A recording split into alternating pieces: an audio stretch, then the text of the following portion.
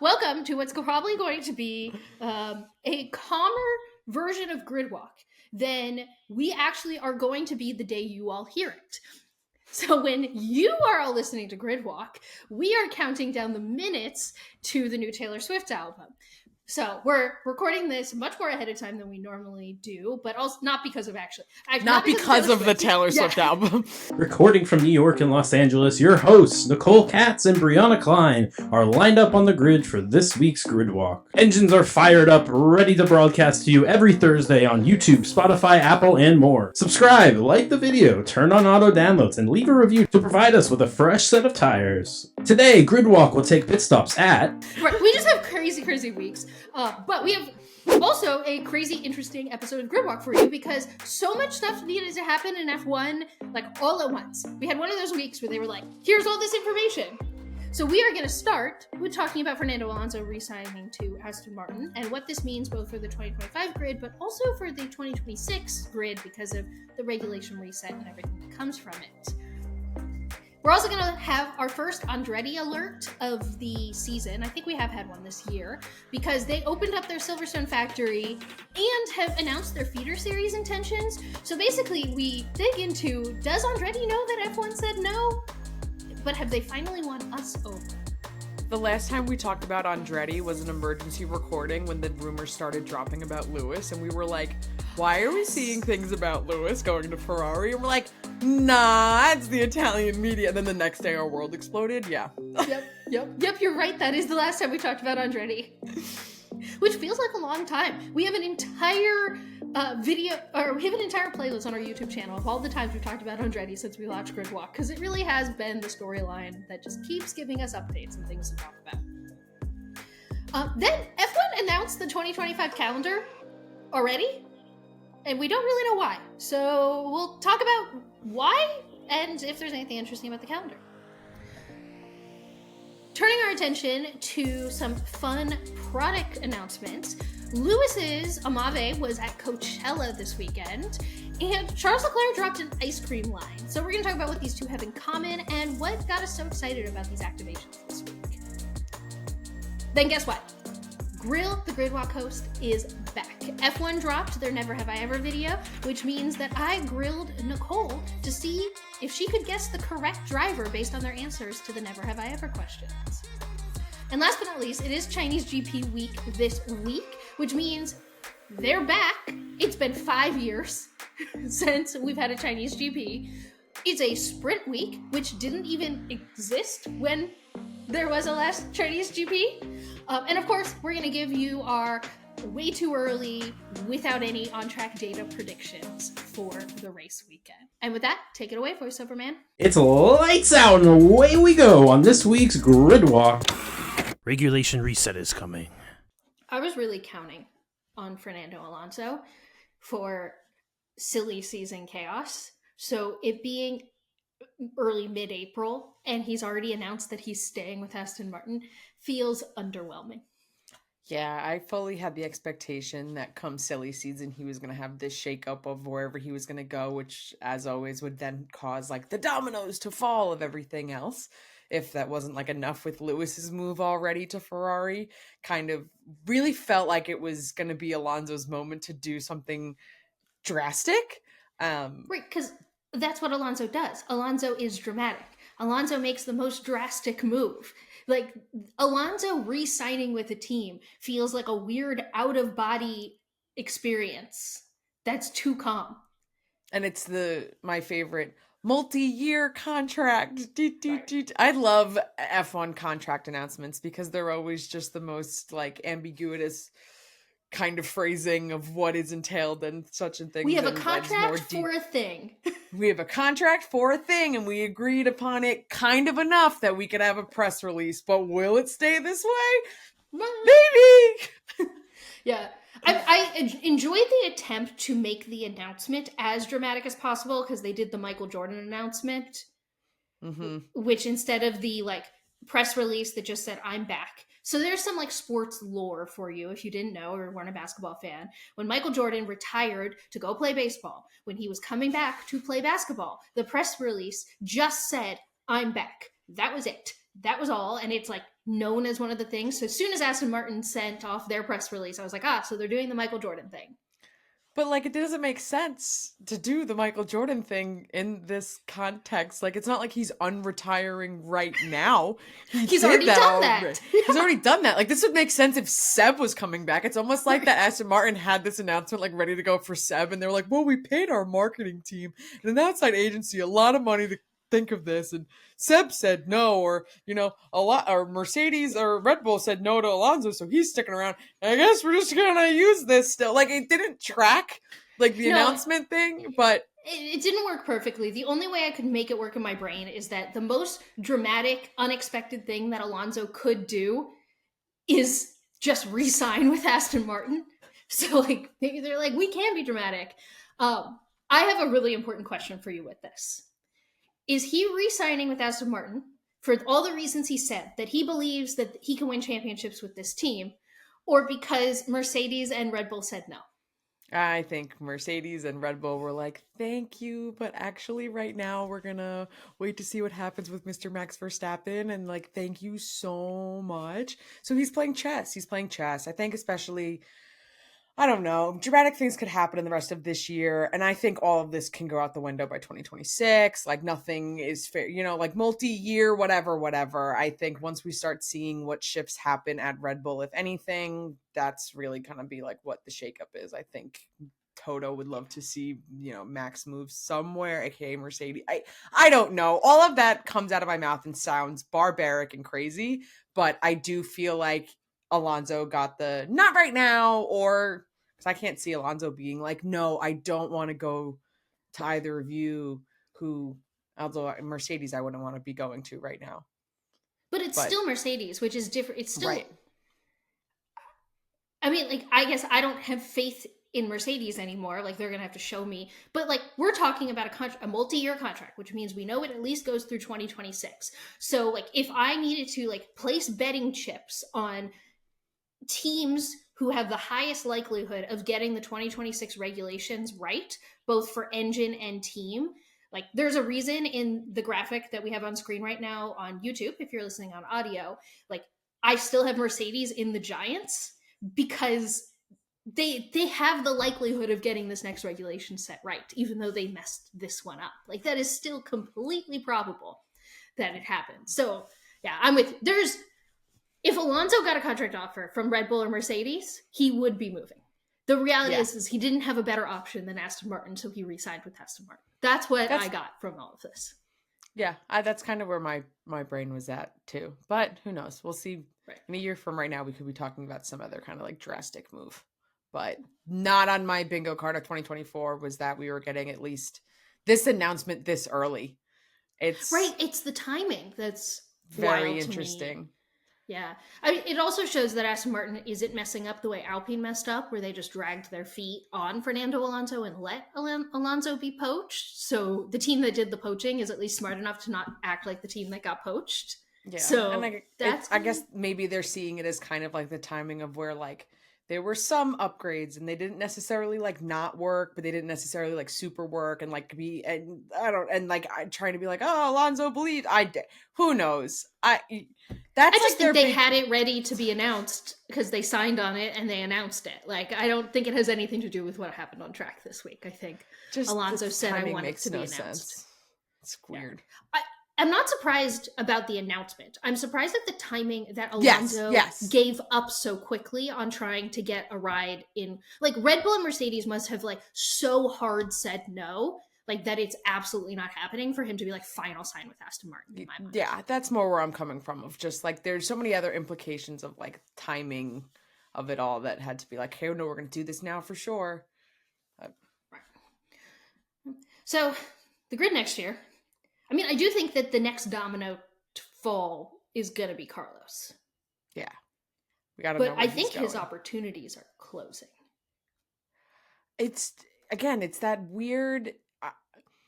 There was the speculation, rumors, who knows how legitimate, I don't know if you've seen this, of that there was negotiations with Mercedes and it was Carlos wasn't getting, like, certain opt-outs or, like, certain, he wanted 2+ years and Mercedes wanted to give him, like, a 1+1.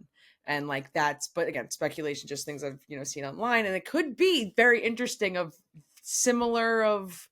don't know, Mercedes not having necessarily the strongest negotiations or seemed like positive negotiations with Lewis. And it seems like moving forward, they're kind of still in that like mentality of like what we say goes. And I just don't think that's necessarily going to be like their winning effort here when they had like a great mind and driver and you could be getting another one coming in. And I just think it would make sense. But also maybe they just anticipate the Audi move. And it's just like, this is just obvious and could be where it goes and everyone's saying it. So they just like don't, but like, I think Mercedes just don't want Carlos that much. Like, I think if Mercedes wanted Carlos, they would give him whatever he wanted. Like, let's just pretend that the rumors you're referencing that aren't coming from any like reputable, right? Now. Yeah, no. Yeah. Again, big speculation, right. Waving hands. But let's pretend that's true. All that says to me is that Mercedes doesn't care if they get Carlos. If they get Carlos for 1 year with a team-friendly deal, they'll be like, cool, fine. But they're not willing to throw the house at him, which tells me that Mercedes, like Audi aside, like Mercedes doesn't care about making sure they get Carlos.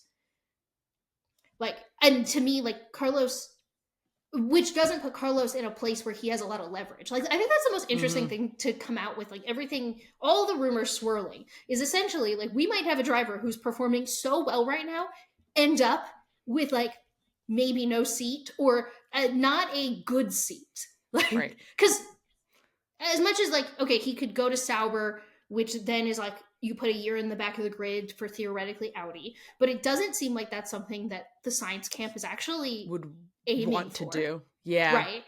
Because that would be a rough year, particularly. I mean, we're seeing like steak is rough. It is not a good time in the steak world. Filet mignon is well done. It's like, so it could also be throwing like that wrench in the plan as well. If you like had to pick right now, where do you think Mercedes was going? Like, is it all in Kimi? Like, is it just right? Yeah. I think Mercedes is, I actually think of all the teams on the grid, Mercedes understands the difference between a driver that can perform well and a driver that's a generational talent. And as much as Carlos Sainz is performing well, if you think about it for 2 seconds, you know that he is not a generational talent. So Mercedes, depending on how you feel about Russell, Mercedes is losing its generational talent. And while a Russell Sainz lineup would be safe and probably have some decent peaks, like, you're missing a Max Verstappen. You're not capitalizing. You're missing your Charles Leclerc. You're missing your Fernando Alonso, your Lewis Hamilton. Like, it's basically, we're going from a Mercedes lineup that's like a generational talent and a maybe, and a Ferrari lineup that's a generational talent and like a good, consistent Formula One driver. Like so like Mercedes, do you really want the like two worst drivers of the pairing? Like so it's like, I understand why Mercedes is not like, yeah, let's definitely just throw.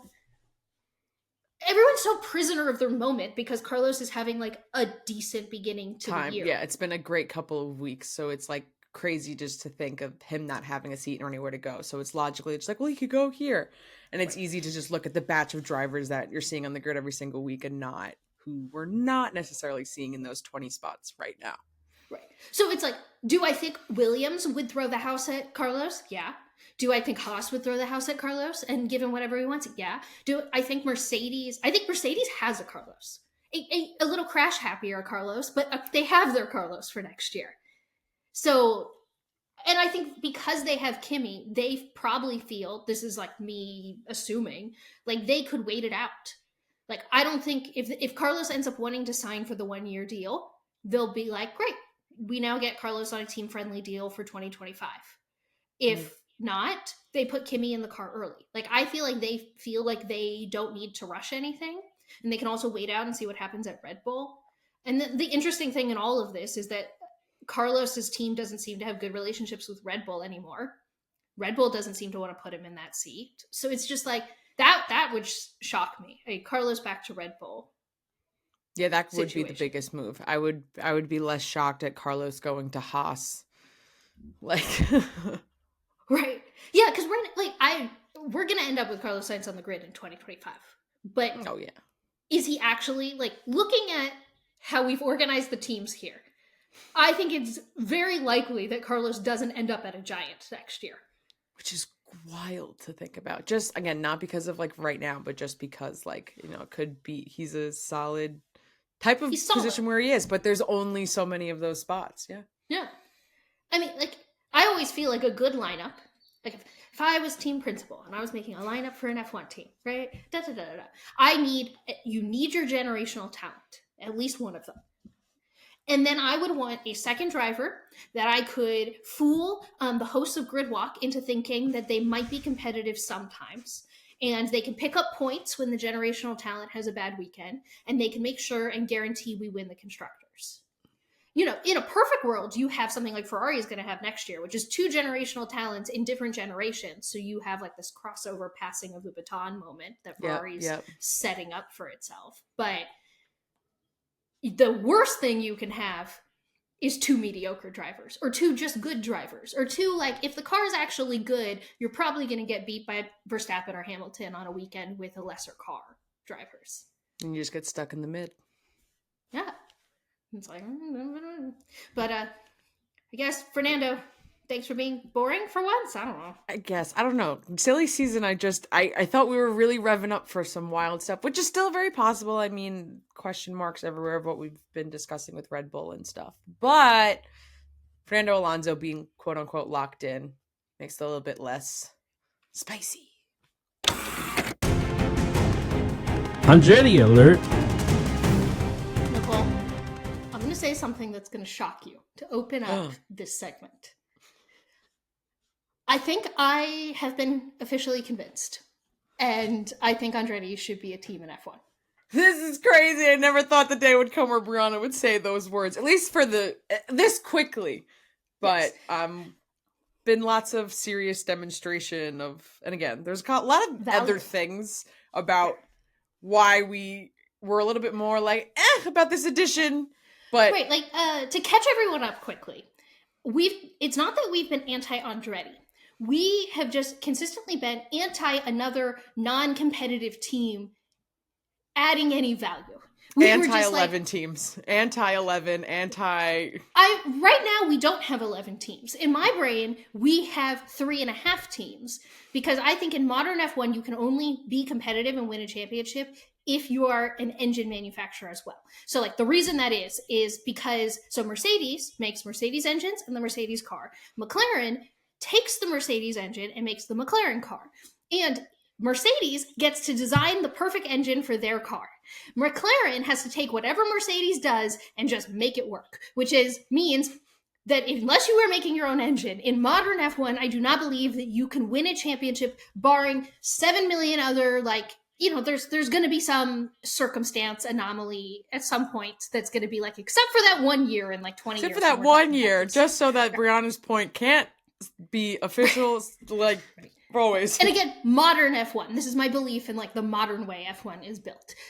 So we have 3 teams, and I always say 3.5 because technically Alpine could be competitive, but Alpine refuses to, like, get its act together, right? So my whole point was always that Andretti joining and just buying Alpine engines just means that best case scenario, we have another, like, McLaren on the grid. And as, like, entertaining as McLaren is, like, marketing wise, like, they aren't going to be the ones competing with Red Bull because they don't make their own engines. So it's just not, I don't need more people circling around the back. All of that being said, if Andretti, and Cadillac was part of that announcement, but then weren't going to make their own engines, and we haven't heard from them since. So I don't believe it. I will believe it when I hear a follow-up. So there you go. That is, like, why I have always believed, and it has nothing to do with Andretti. It's just I don't need more customer teams to, like, drive around in the back of the grid. But if Andretti, as it was announced this week, is planning on also operating F2 and F3 teams, meaning that the value of their team could not only be have a team in F1, but they specifically said they want to send more Americans through the feeder system and then have more young drivers be able to get into F1. I can buy into that as a value. Will you be fast and competing for race wins and championships? No. But I can buy into the value of you being there, being to develop young drivers. Access. access, starts the access chant. Now you put a female driver in your series and forget it. Andretti, I'll start wearing your merch like tomorrow. But it's a strong demonstration of not just, I mean, the entire investment overall and in that whole brand. And I think it really reinforces that Andretti Global rebranding. And it seems like it makes so much more sense now and can really make the sport better. Still would love for it not to be any sort of customer team scenario type stuff, but that access, that like really reiterating and like reinforcing that fact, I think could make the really big difference. So it will be interesting to see how this new involvement for Andretti at lower levels could affect, future bids and just reapplications like that. And before you leave that comment, because you haven't listened to us do an Andretti Alert in the past, I feel the same way about the other 7 teams on the grid that are not Red Bull, Mercedes, and Ferrari. The only reason I give Aston Martin a pass is because they're now going to be Honda. That's it. I give everyone the same crap that I'm giving Andretti here. It has nothing to do with Andretti in particular. Like, that's always my issue with talking about this. It's like, I think it'd be cool to have an Andretti team. Yeah, that would be, and it would mean a lot of having like that historic family in F1 in some like way and capacity. And there's ways to do it. It's just the value, to every single one of your points, it logically is there. Like, it's just couldn't necessarily be creating more value just to throw another team there. But with everything you're coming in with like this, yeah, I can definitely see it. Now, the other thing that came out this week is, and by came out, I mean like it was a big announcement. Sky Sports was at the location. Andretti officially opened. It's like a giant Silverstone factory. My only thought through all of this is that I'm loving that F1 said no to Andretti and that they just keep moving like they said yes. We're going to do it anyway. We're keep it rolling. We're going to roll it back, you guys. We tried. We're going to do it again. They can't. They're really like faking it till you making it. And it's like, if you just keep going and then, we know you're going to say yes eventually. Real. We're just going to be here whenever you think we're ready. It's like, hey, you got it? It would be interesting if they, no matter what in the next, because I think the plan was 2025. Entry to F1 is what they wanted. So it'd be interesting if they just enter F2 and F3 no matter what. Mm-hmm. And then maybe it's like a big, 2026. We'll see. Time will tell. It lining up very interesting to see if Andretti will join. So I think part of the conversation here before we wrap this up that's worth poking into is, we've gotten reckless speculation, rumors about Alpine wanting to sell, but if they were gonna sell, the rumor is like they would want to still develop engines for it, but they like don't want to operate the team anymore. I'm still banging down the door that like it's stupid that Red Bull has 2 teams, so like please sell the second team. Like, I think there are other ways for Andretti to get on the grid and there still be 10 teams, right? Like, do you think that's more likely, or do you think it's more likely that F1 says, all right, fine, we'll have an 11th team in the next 3 years? What I think is more logical is the purchasing of a team that already exists. What I think will end up happening, an 11th team will be added to the grid. Yeah. This is the story that both will never end and keeps on giving. Like, because I can't see Red Bull ever fully selling, at least right now, RB Jr. I think they like having this little sister thing that they can just take up a spot on. And I also feel like need to compete with 8 teams, not 9. Right, and we can just sign a bunch of reserve drivers basically on a whole other team. And then at least if we just want to be looking at like the current state of Alpine right now, just for, this is when we're all discussing, I would not want, and also I guess you want to look previously, would not want Alpine developing any sort of engine to go into my team's vehicle. And that's kind of what I'm then stuck with. So on the Andretti side, that doesn't necessarily seem like it would be their best option right now, besides them just being able to get on the grid, but then they're stuck with whatever the heck that's going to be. I do think that we're going to end up with Andretti on the grid in the next couple of years. Mm-hmm. I don't know whether it's an 11-team situation or they buy a team. Like, who knows? I do think we're going to end up with them, though. But I think, like this always does, it all goes back to the fact that F1 and the FIA don't get along right now at all. And Andretti was stupid and decided their way to get on the grid was to partner with the FIA. So, Andretti, this could have been dealt with ages ago if you worked with FOM instead. So, I don't know. I don't know what to tell you. This is your own doing. But I'm now Team Andretti. So, you got me there. It took a year and a half of Gridwalk episodes, but... We're here. Not on my 2024 bingo card. No. Yeah. Let them onto the grid. Tick tock on the clock. I raced down your block. Broke my own heart because you were too polite to do it. Oh, wait. I'm so glad that was recorded. Thanks. I was just having a jam session. Yeah, a moment. I feel like we're going to be insufferable in like 4 days. So I'm just like, I feel like I'm on the edge of my seat where it's like between every segment we record next week is just going to be us like screaming lyrics we don't currently know, but we will know. Like, we will know. Yes, Taylor Swift releases an album and it suddenly feels like it's Christmas and the Super Bowl all at the same time, but for my tears. It's great. Step right up, and see the wonders of the traveling motor circus. I just had an epiphany. What? The epiphany is I've been wondering this whole time why F1 wanted to release the calendar for next year now. And it's because in 4 days, nothing will matter. That's why the news has been crazy this week, is because they're going to lose everyone in the world in their audience as soon as the Tortured Poets department drops. Yes, 100%. There's going to absolutely be no news at all once April 19th comes around, because Taylor Swift is dropping her 11th studio album. And so that's the why F1 we have calendar. F1 calendar for 2025 needed to come out this week so that everyone could be like, let's talk about China happening earlier before everyone just talks about the Tortured Poets department and whatever the heck Taylor's going to sing about on the song Florida, because I'm freaking out about it. Oh my anyway. But is LOML love of my life? Because yes. For some reason this week, everyone's decided to convince themselves it's something else. Because I know that it's just love of my life. It is love of my life. There's no way that it's not. And everyone just needs to stop looking for Easter eggs where there's not Easter eggs. That is definitely what that stands for. Right. But in all seriousness, it's incredibly weird that F1 released its 2025 calendar this early. And I think the actual rationale is that everyone is currently so bored of the F1 season already. Like, the mass majority, because I think it's really cool that we on Gridwalk have all of you who are listening and watching who clearly care about it the same amount we care about it. Therefore, we're all still hanging out. But for like the random people, like the casuals of the world, maybe F1 just needed to remind them that Lewis Hamilton's going to Ferrari and that like there is light at the end of this year's tunnel or something. I don't know.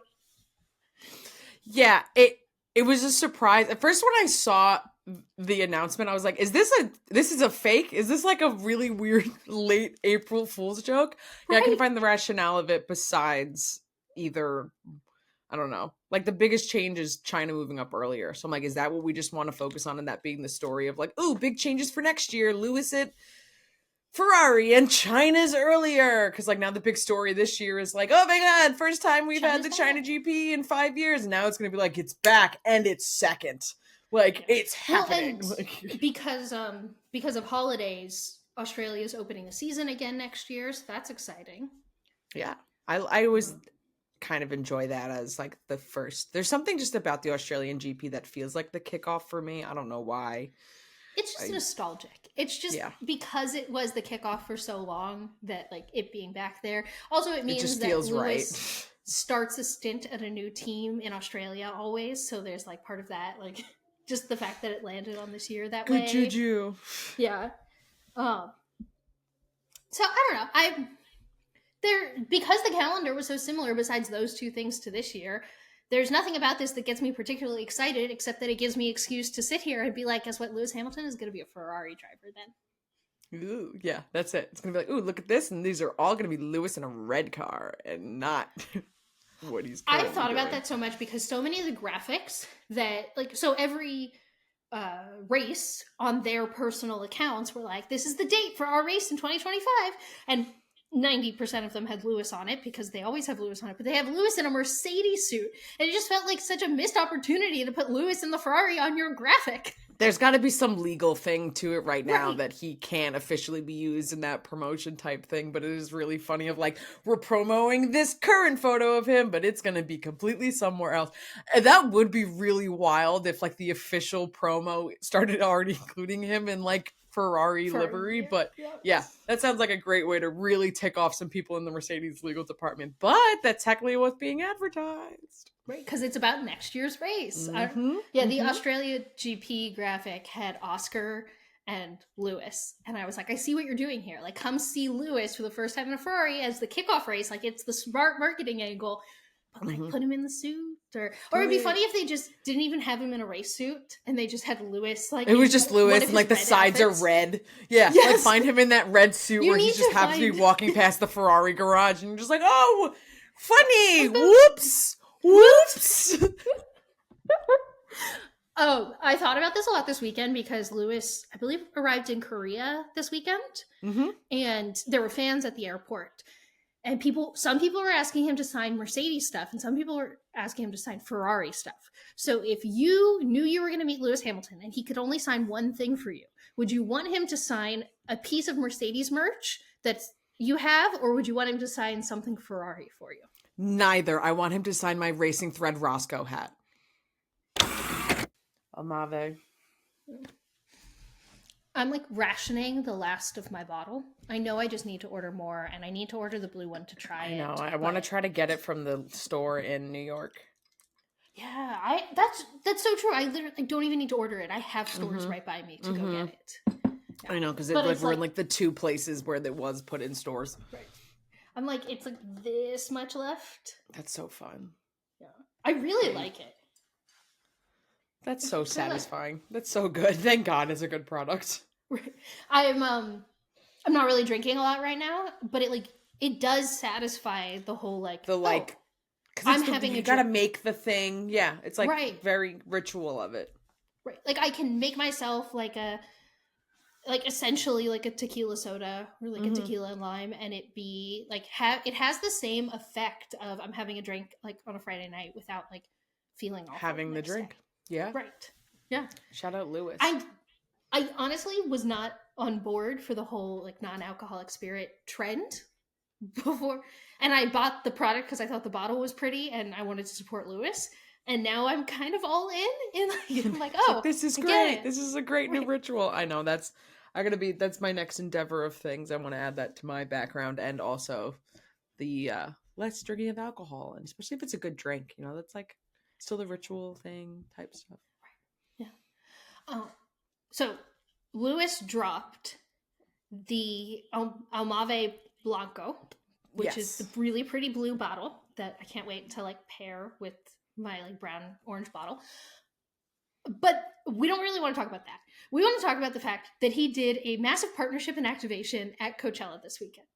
And if you're not American or you're not into pop culture, Coachella is like the influencer and celebrity Olympics, where everyone drives, I guess, about an hour inland from Los Angeles into the Palm Springs desert. And it's technically a concert, but it's also like a massive party fashion show with like everyone in Hollywood. Yes, brand activations, celebrities, influencers, content creators, normal folks in the desert, many stages, many performances, and brands definitely take upon the opportunity to like have activations. And they'll send influencers, they'll have big pop-ups, they'll have events that aren't even at the festival but are adjacent to the festival that like people will go to and post about. It's like it is the influencer Olympics. It's essentially Coachella. And this definitely I can totally see. So, woo, surprise. Almave had a like fantastic activation with Coachella and connections this weekend. And that is such a great connection. I mean, like, yes, we're talking about how a lot of people go to Coachella and party and all of that like type of stuff. Well, then there's also the area of people who go to Coachella that don't necessarily want to do that. Or maybe there's some people who will mix Almave also with alcohol and stuff. But it's so the point A to point B of Almave being promoted and having some type of activation at Coachella totally tracks.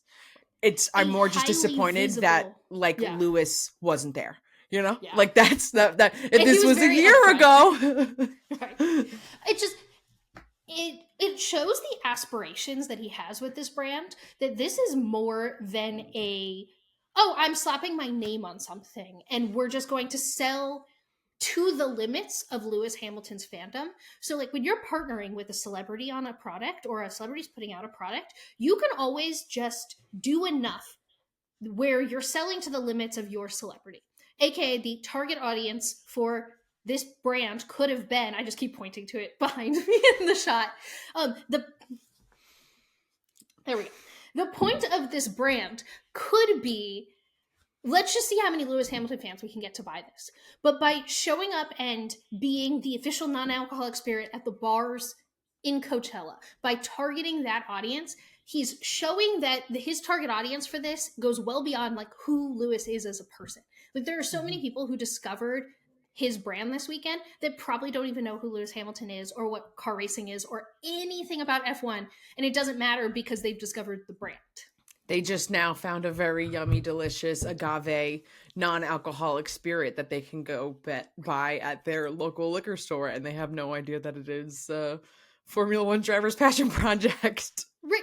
And you see this in a lot of alcohols. Okay, so like this is a silly example, but like Skinny Girl wines. Mm-hmm. Most people don't know that was founded by a Real Housewife.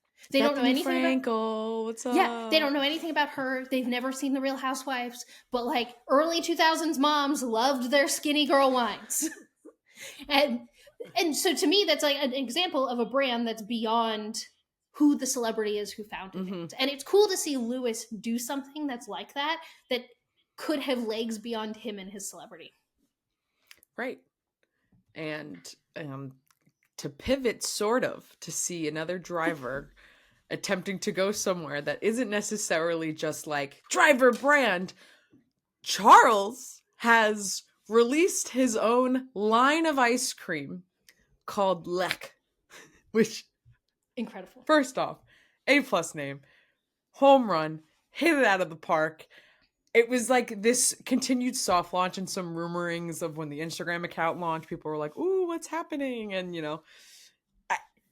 it tracks. I have a lot of questions about what came first. Did you just have this idea for a name and like or is Charles just like really passionate about ice cream and knew he wanted to do an ice cream project? Like where did this come from within his team? I need to know who thought of it and what was the spearhead. But very interesting move. Ice cream products not necessarily in the same wheelhouse as an F1 driver's like repertoire. It's not something we've seen before. Also, for those of you watching on YouTube, if you just saw me get really sad, it's because I accidentally booped my Lego over there and I have to fix it because I broke a piece off.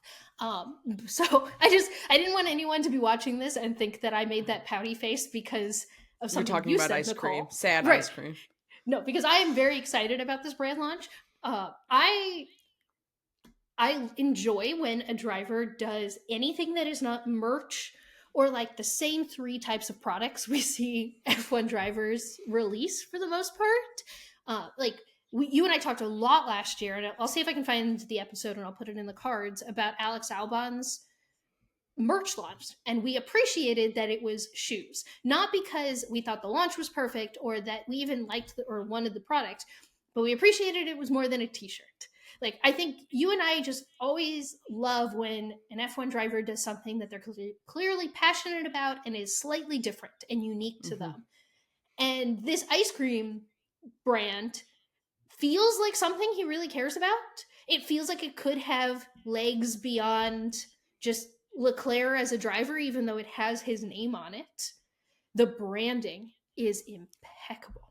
It's so fun. It's very hip and like with the times right now. I feel like a lot of brands are leaning into this like sort of, they don't really know how to describe it, as like a 1990s like Saturday morning cartoon, like that, like that's perfect, really simplistic 70s? Bold, like kind of call back to 70s, but not like too flower childy, but like just enough that you feel like this could be that like commercial on a Saturday morning and selling you that vibe, that fun, and like it's quirky and cute and it's very self-aware of like what it is. Yeah, it's mid-century modern mixed with cereal. Is kind of, you're spot on with that. Like Yeah, and the ads were edited incredibly. I need to dig into. I meant to do it before we recorded today, but I need to dig into like who the creative director was or what agency did their ads because wow, Knocked it out of the park. Yeah, really great.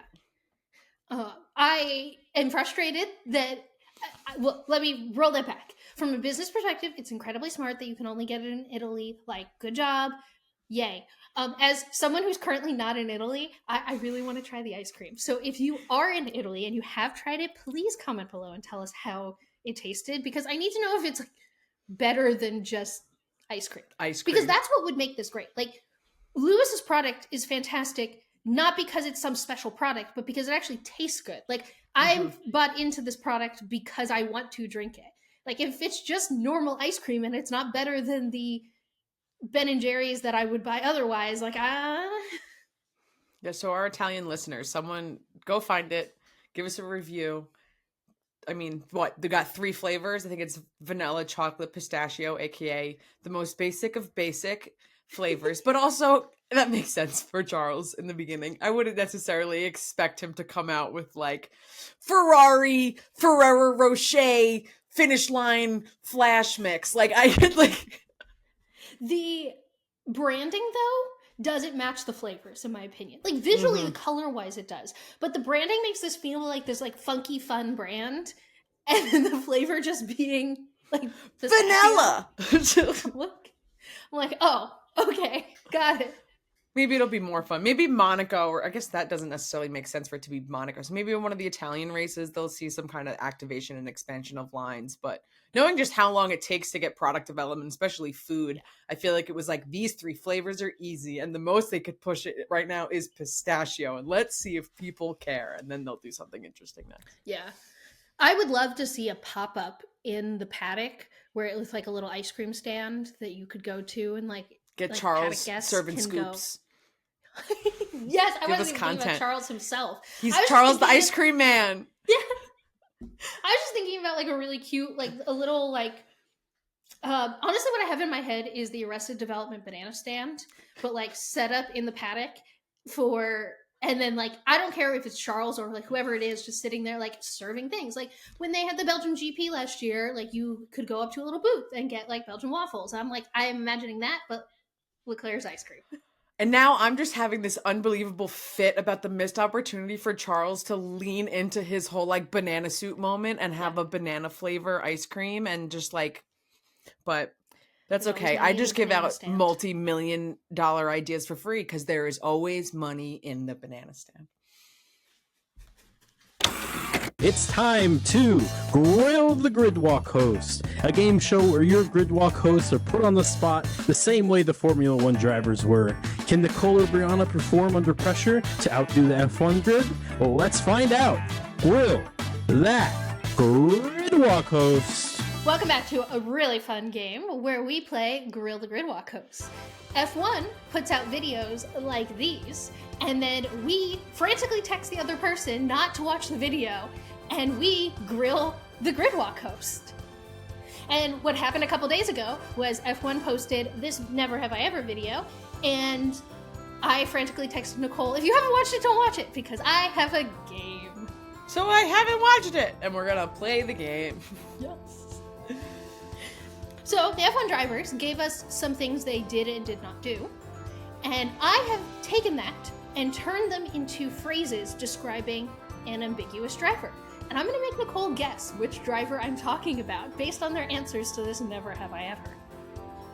There are a couple things that you should know, and I already told Nicole this, but there are 3 drivers who did not, either they got edited out or they did not participate in this video at all.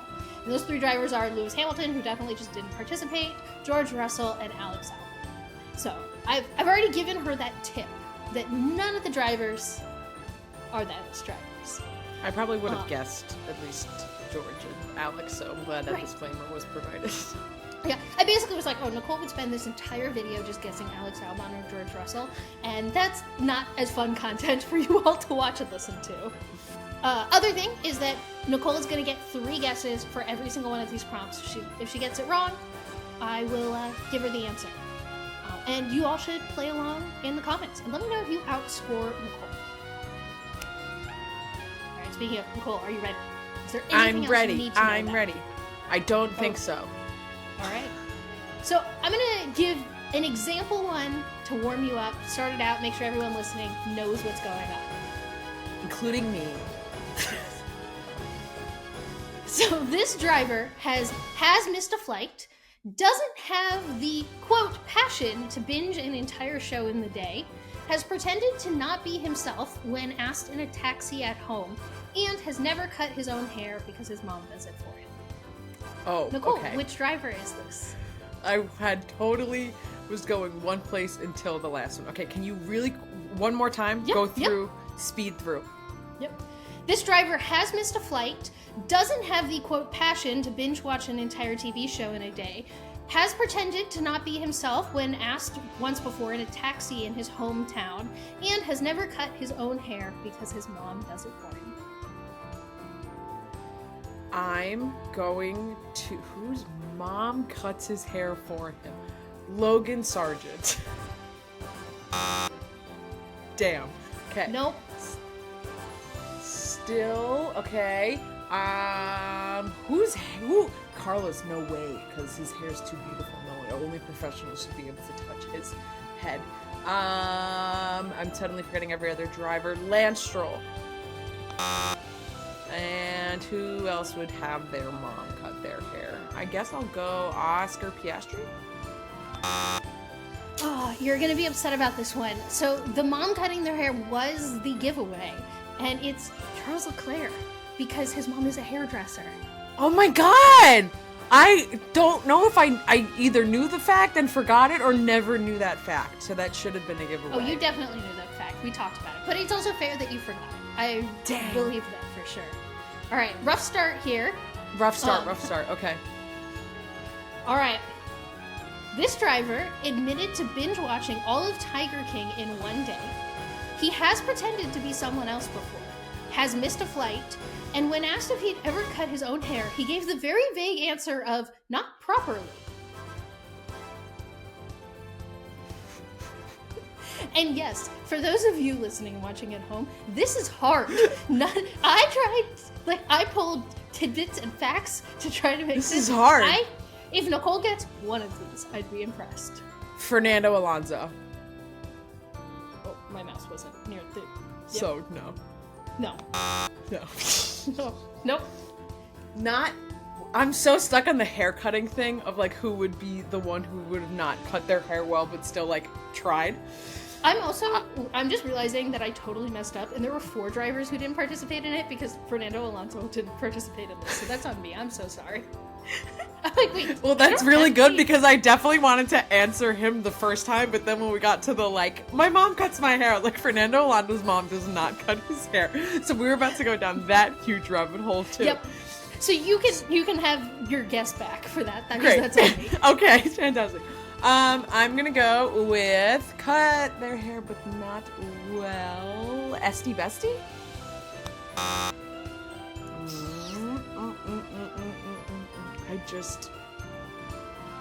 I'm gonna say Carlos Sainz even though I don't fully believe it. Okay, and who else is left in my brain? Oscar Piastri.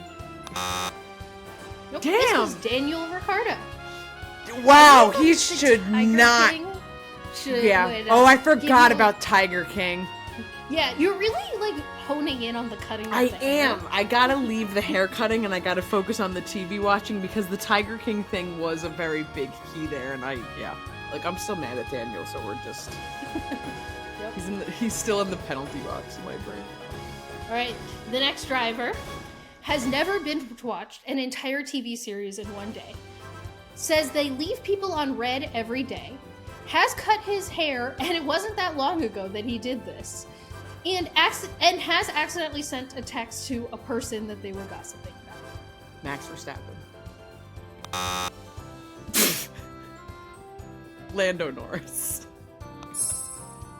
Okay. You got a point! You got a point! Yep. Those are really toxic things that were admitted. Yeah, Lando Norris very cheekily was like, yep, it wasn't that long ago that I decided to cut my own hair and it did not go well. And we were like, okay. Got it. He was funny in this. Lando Norris is one of only 2 drivers that we actually saw their answer to every question, which just shows how entertaining. Most interesting and definitely entertaining answer. Yeah. And you got a point. Woo! Okay. Thank God. The next driver here has never missed a flight, never binge-watched an entire TV show in one day, never sent a text to a person that they were gossiping about, has never cut his own hair, and he has pretended to be someone else. And the context he gave was, quote, when he was little. So playing pretend, I assume, as a little kid. Carlos?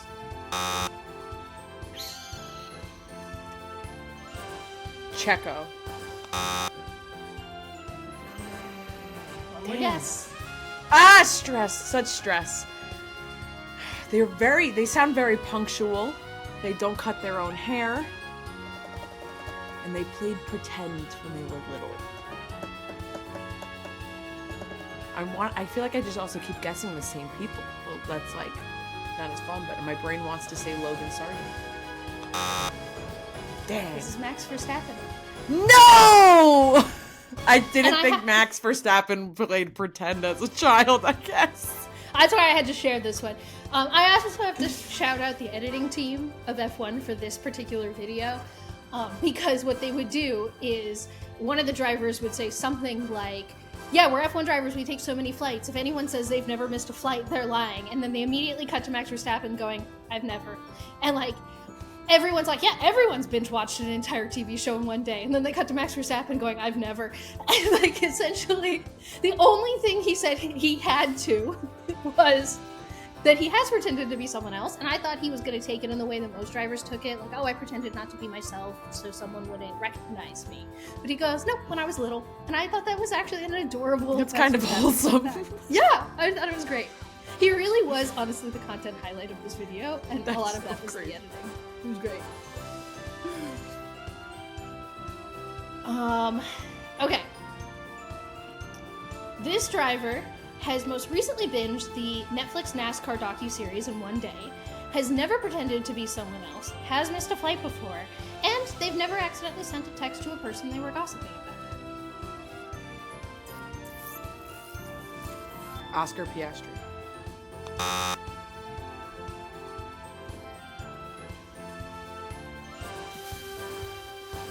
Logan. I'm sticking with Logan. I just feel like he's got to come up here. Oh, I'll damn. say that was a good guess because NASCAR American and you're on the That right is track why I there. went that way. So before you make your final guess, just take that compliment I made into consideration. What?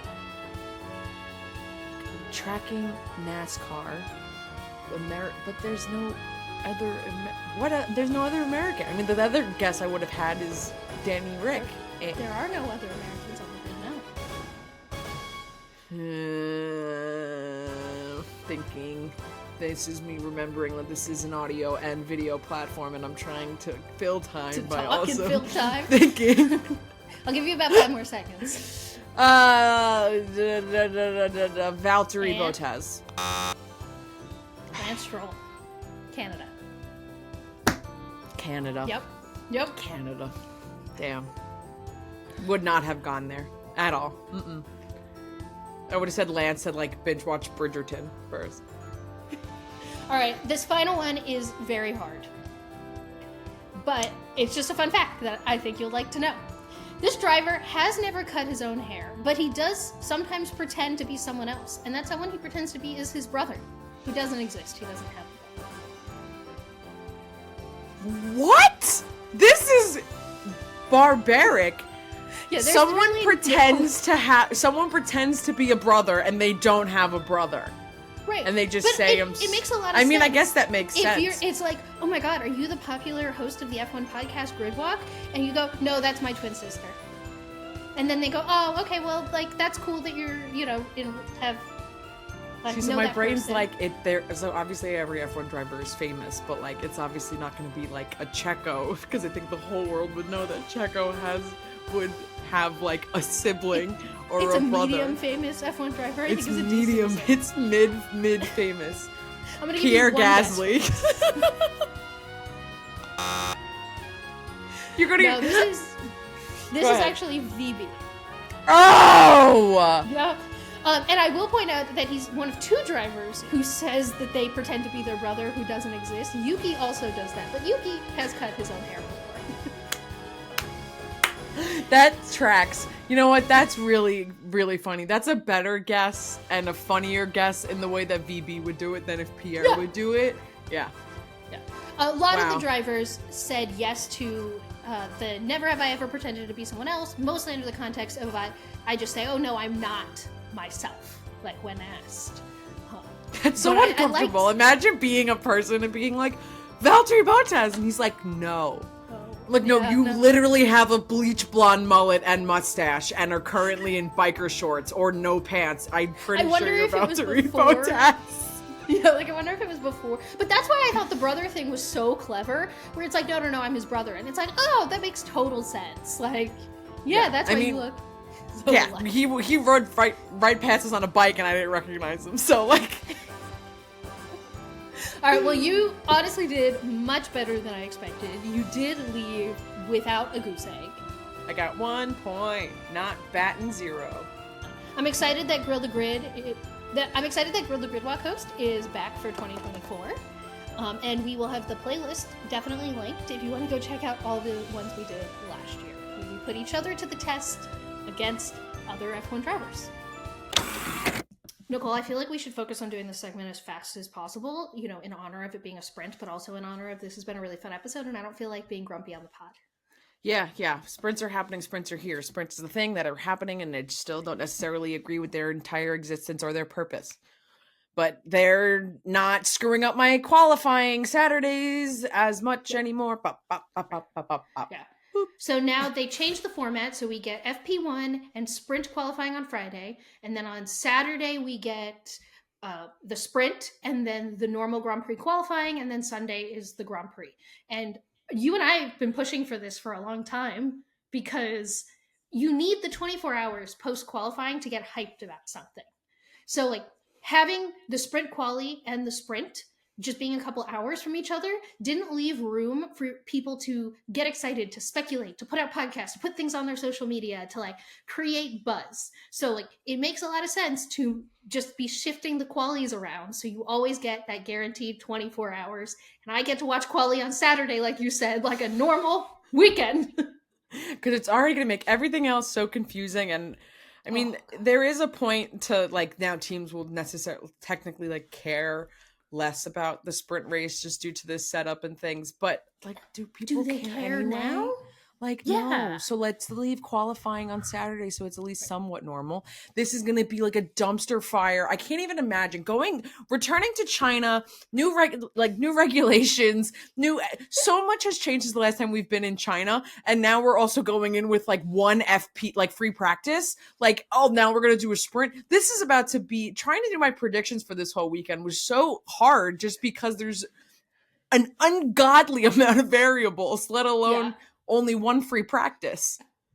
Yeah. And then it's always pitched to us the more variables mean the more likely we're going to get a random winner. And I always feel like the more variables, the more likely Max is going to win by 2 minutes because Red Bull has everyone has equal chance to mess it up, and Red Bull has not shown us that they can mess it up. So I'll believe it when I see it. But yeah, of all the variations of a sprint race that it feels incredibly unnecessary and not exciting that we've received, this is at least the best version of a sprint weekend we've had so far. So I still believe give it 2 or 3 years. Oh, fun question. Here's how we're going to end it. What's going to happen first? They're going to get rid of sprint races, or Andretti's going to end up on the grid? Andretti's going to end up on the grid.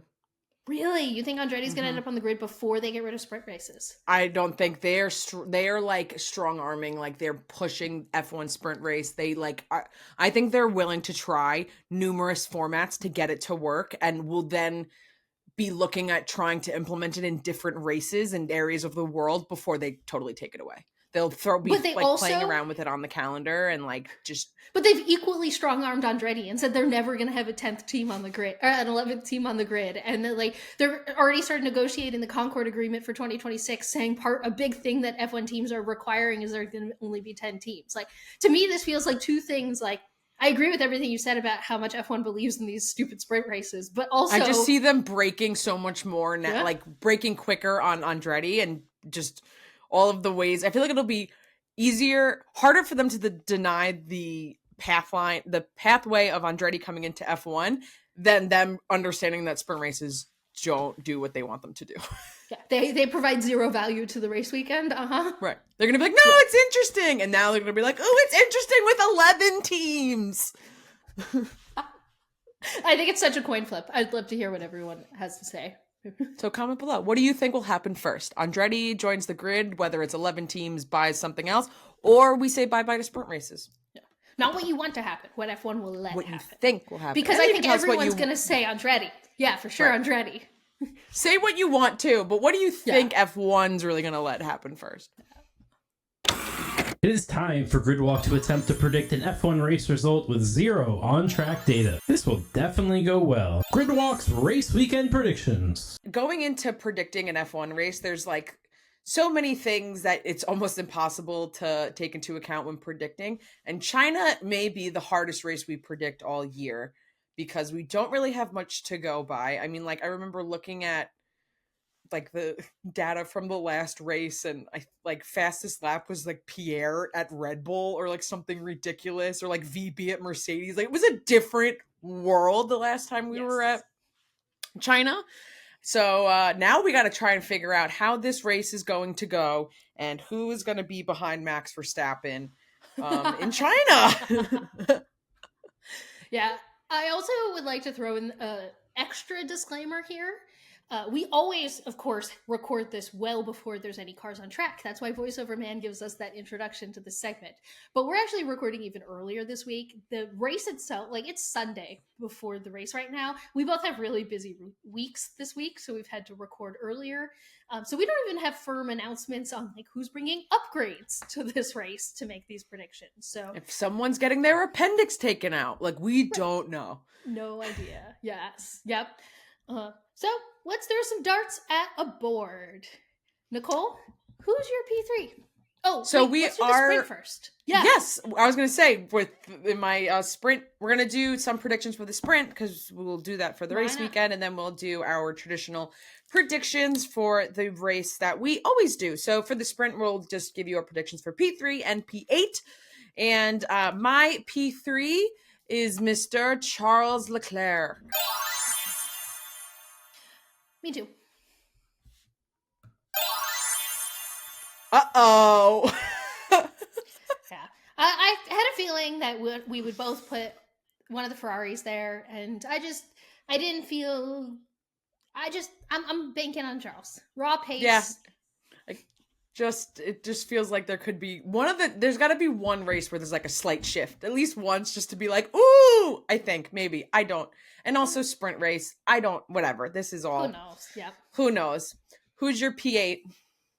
Oscar Piastri. I actually think the McLaren is going to be faster than P8, but I am heavily favoring in all of my picks drivers who've driven this track before over drivers who haven't. So I think maybe on a race weekend where Oscar's done the track before in an F1 car, he would be like, I'd slot him in like a 5 or a 6, but I think still sprint points, but not the peaks of what he could be. That's fair. That makes sense. What about you? I have Mr. George Russell in P8. No Mercedes hopes this weekend? Nope, not feeling too fab. And you know what? Then just hope Lewis could be better. But I just don't necessarily feel very optimistic about Mercedes and the setup, and just, I don't know. Lots of straights. All right, let's move over to the actual race. Let's switch this up. Normally we go like top of the standings to the bottom. Let's start here. Nicole, who is your P11 for the actual race? Just missed the points. I have Nico Hülkenberg in P11. Okay, we don't have the same one, but we had the same idea because I actually have K-Mag as my P11. Huh. Yeah. Haas is bringing upgrades. I'm still feeling really good about like fighting for fringe points for Haas. And so that's why So give K-Mag some love. Nico has had a better season, and that's why. Yeah, and this type of weekend I feel like would benefit or just would be more preferable for Nico anyway. Yeah. But Kevin has driven this track before, same as Nico. Both of the Haas drivers have experience at this track. P10, I'm feeling like we're going to be similar here. I am riding the Yuki train on P10 here. I thought about it. I considered it. But again, remember how I said that I was going in favor of drivers who've driven F1 cars on these tracks before? Yuki has it. Which has not. And even though I do believe that the RB has pace to be in P10, I don't believe that Daniel Ricciardo, in his magical new chassis that's going to fix everything, is going to have the pace. So I actually have Nico Hulkenberg here. So I think there's a chance for a double Haas points weekend, but I do think it's going to be hard on the fringes. Other things are going to have to go wrong. So yeah, there's going to need to be a little bit of shuffling at that top, but it isn't necessarily impossible. Next we have P7. You go. Okay. Fernando Alonso. I think he's going to have a good weekend, but I'm not sure the Aston is going to have the pace. It's very fair, and I'm riding with, similar to my sprint predictions, George Russell, P7. I don't think there's going to be much. That's just where I feel George is hanging out all weekend, I guess. But you think he'll do better in the race than in the sprint, which is honestly Mercedes' MO. So right for this entire regulation set. All right, what about your P5? Who do you have? I have Lando Norris in P5. I considered it. I believe he was a rookie the last time they raced China. Mm-hmm. Because 2019, or did he start 2018? I can't remember right now off the top of my head. Live fact check. Do. Lando Norris rookie year. Boo, boo, boo, boo, boo, boo, boo. I used to know. Last year I had all these like rookie years like down. 2019. Yeah. Yep. Okay, so yep. All right. This. You should pull up probably the Hope Alarm or something. Or, oh my God! Mock me. I don't have access to my keyboard, so I'm gonna have to do a Nicole Katz Hope Alarm. So okay. Congratulations on that. I have Lewis Hamilton as my P5. What? Wee. What? You have what? What? Yeah. I don't know. I have no rationale. I want it to happen. There you go. There's my rationale. Who's your P3? It's crazy town over here. My P3 is Charles. I really kind of kept a sprint to race day kind of vibe, kept going. I kept the same as well. And honestly, if those are our only things that are the same this week, we did a good job with the content this week. Woohoo! Content! Yes. We're doing a little bit better there. Yeah. And I don't know. I just had Charles in P3. Like, my brain was going back and forth of if I somehow think Carlos will be doing better or if Checo may just be able to do something, aka just not be all the way in the back. I don't know. It was one of those that I'm just like, sure, this would be really nice for Charles to be on the podium in some way, and I'm going to put this here. Same. That was my rationale too. This week was a lot of vibes. It was, this feels like some good vibes mixed with a little bit of sprinkling of rationale of they've actually driven the track before. Because I do think that's going to be an advantage for the drivers. Yep. Delulu City. It's the final lap, hitting every F1 garage. Get ready for this week's Yellow Sector Notes. If you're watching on YouTube, I'm going to address the obvious. We look different. It's a different day. We're recording Yellow Sector Notes. This is the one thing we waited to record when we recorded extra early this week, in case there was some exciting news that we needed to talk about. There's a couple things on this list that if we didn't include in the episode, I would have been sad to not include in the episode. Also, we're a little loopy right now. We just spent an embarrassing amount of time looking at Taylor Swift Easter eggs, and the Flyers are tied in the game they need to win. So you all listening to this will know the outcome of all the things we're spiraling about right now. Ew, don't like that. But let's get into the L Sector notes, and we're going to start today with F1 Academy, who did testing in Zandvoort today. So one of the things we really love about the F1 Academy is it is providing these subsidized testing opportunities beyond just like race weekends on the track. It's all about experience. It's access with the race weekends and more experience with testing. So it's cool to see the testing weekend happen this weekend, even though I do believe a lot of it got rained out. Moving on to the F1 teams, there's still no update on the sexual assault investigation into Christian Horner. Yes, I will keep bringing it up every week because I continue to hope that the Red Bull Corporation will maybe do something. But more, we still haven't heard from F1 about it, so till we hear from F1, I will hold out some modicum of hope. And this will continue to be the yellow sector note for Red Bull until I get tired of saying it, because I don't feel like promoting anything else Red Bull's doing. Moving on to Ferrari, Charles adopted a dog. Little Leo is so cute. Leo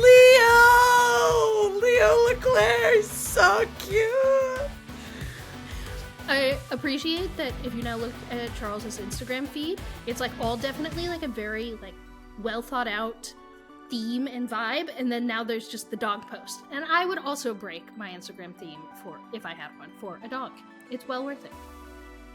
Aston Martin teased content they're releasing this week with many athletes from pool to speed skating and more this week, so I'm interested to see what kind of content they put out there.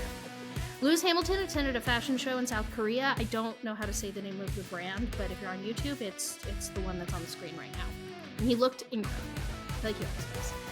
Daniel Ricciardo was quoted saying that he would definitely be fine staying at Red Bull Junior for another year.